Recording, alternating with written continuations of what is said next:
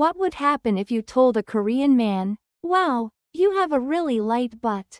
Would he be upset, or would he be grateful? You'll be shocked by the real answer. Because in Korea. Today, I'm going to tell you about expressions that should never be translated literally into English. If you don't know these, you'll come across as a really strange person to Koreans. First, his hips are light. 진짜 우리 남편 다 해줘. 진짜 우리 남편 없고 어떻게 살아? 진짜 우리 남편 다 해줘. 진짜 우리 남편 없고 어떻게 살아?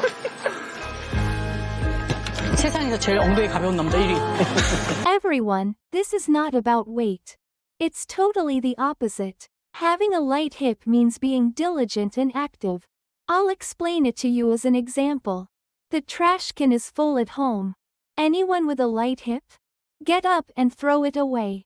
Someone with heavy hips? He doesn't wake up on the sofa saying, "Later."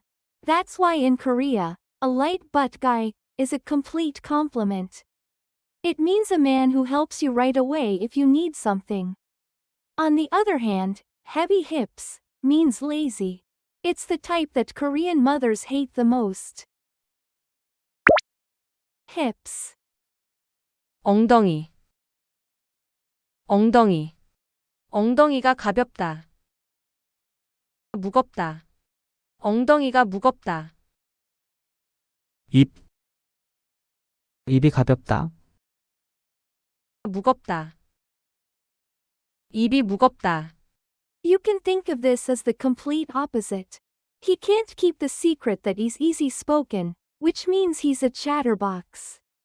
It means that he keeps the secret that he has a heavy mouth and takes it to his grave. So the combination that Koreans like the most is, your butt is light and your mouth is heavy. Someone who helps you with anything right away, but never tells you a secret.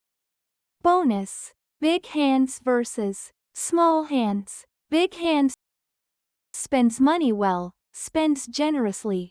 Small hands spends money sparingly, is stingy. When dating, man with big hands, order whatever you want, it's on me. Man with small hands, do you have any coupons? I think the set menu would be cheaper. This has nothing to do with body size either. A perfect boyfriend who is hardworking, keeps secrets well, and spends money generously. He is the #1 ideal type for Korean women. The important thing is that you should never translate these expressions literally. Now you'll totally understand when you see these expressions in Korean dramas or variety shows. If this was helpful, please like it, and if you want to learn more confusing Korean expressions, subscribe. Please write the Korean expressions that confused you the most in the comments. I'll make them into topics for my next video. See you next time. Bye.